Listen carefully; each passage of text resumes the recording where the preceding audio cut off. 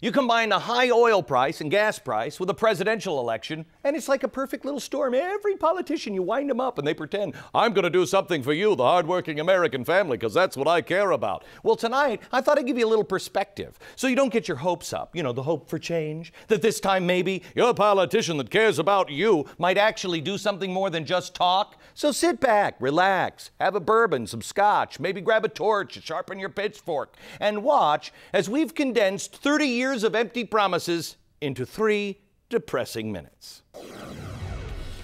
For many Americans, there is no more pressing concern than the price of gasoline. This was a troubling situation 35 years ago. It was an alarming situation 20 years ago. It is a dangerous situation today. The president today just spoke about high gas prices. And to listen to the president, you'd think that it's the local gas station that's the problem. We all know it's the big oil companies who are causing these massive price increases. We knew this was going to happen. Prices are now back up over $3 a gallon. If we do nothing, within all too short a time, they're going to be at $4 a gallon and $5 a gallon.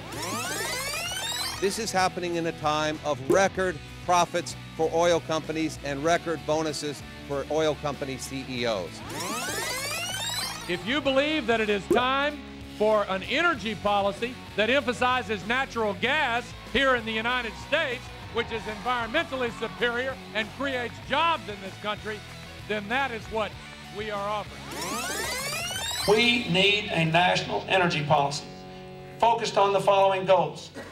Get off of cheap oil and more nuclear plants and focus on the use of natural gas, which is cleaner, cheap, and abundant. There's going to be a lot of hype about the price increases, but we're still going to get stuck with it. And we're still going to pay it, and in the end it isn't going to roll back, and nobody's going to do anything. And in some cases, the gulfs and oceans off our shores hold the promise of oil and gas reserves which can make our nation more secure and less dependent on foreign oil. So the hard policy throughout was the policy of this country from 1974 to 1980, and that is to make this nation sufficiently energy secure and sufficiently independent of Persian Gulf oil. We're now seeing an administration that is dedicated to dismantling the synthetic fuels programs, cutting down on the Department of Energy, dismantling the conservation programs, and relying almost wholly on increased production of oil in this country.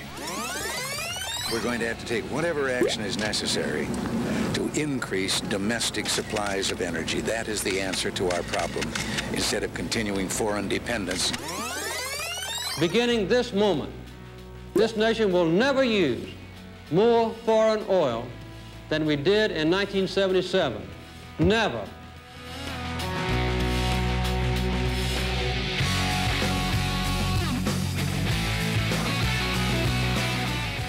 Somebody do me a favor, will you? I can't buy one in New York. Send me a pitchfork. I think I need one. And give me another good reason to ever believe one thing these weasels in Washington say about oil.